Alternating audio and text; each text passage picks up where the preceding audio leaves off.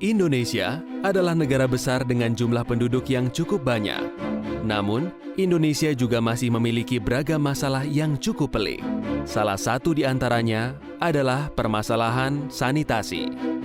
Dari 250 juta penduduk Indonesia, baru 62,5 juta atau sekitar 25% yang telah menikmati sistem sanitasi.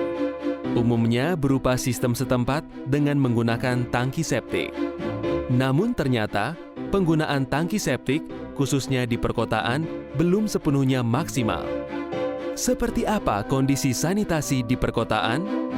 Masih banyak penduduk yang buang air besar sembarangan, baik di selokan, sungai, maupun rawa-rawa. Masih banyak pula kondisi toilet atau MCK yang tidak layak, sehingga masyarakat enggan menggunakannya.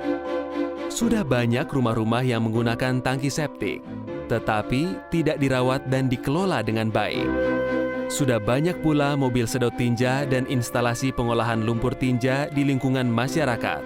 Namun, belum semuanya layak untuk digunakan. Di samping itu, masih banyak masalah-masalah lain tentang sanitasi yang terjadi di perkotaan. Jika dibiarkan, masalah-masalah tersebut akan menimbulkan penyakit dan bisa berujung pada kematian.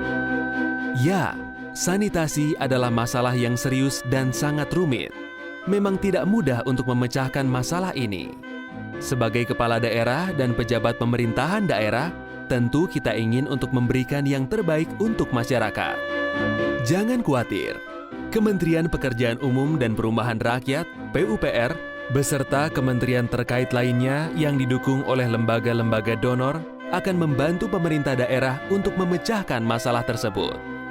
Kementerian-kementerian tersebut akan hadir untuk menolong pemerintah daerah untuk mencapai akses universal 2019 100-0-100.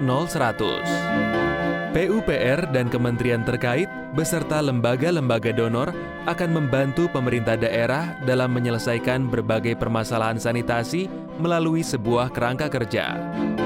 Pemerintah daerah akan didampingi dalam setiap proses yang dilakukan hingga menghasilkan solusi. Pertama, akan dilakukan pemetaan masalah melalui diskusi, riset, dan survei terhadap masyarakat untuk mengetahui kondisi existing.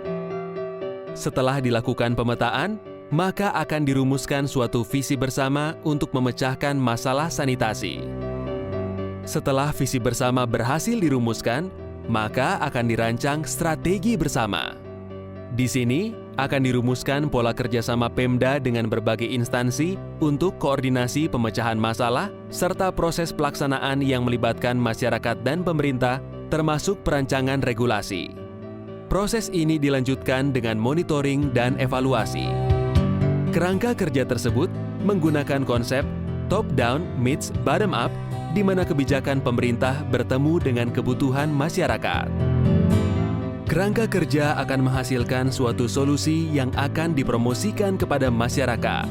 Solusi tersebut adalah pengelolaan layanan lumpur tinja terjadwal atau LLTT. Inti dari LLTT ini adalah penggunaan tangki septik terstandar, penyedotan dan pengangkutan terjadwal, serta pengolahan di IPLT.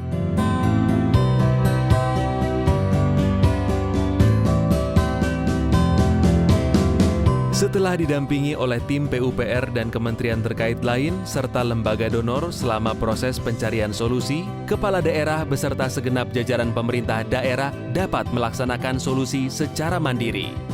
Maka, beragam masalah sanitasi dapat diatasi sendiri oleh pemerintah daerah dan masyarakat.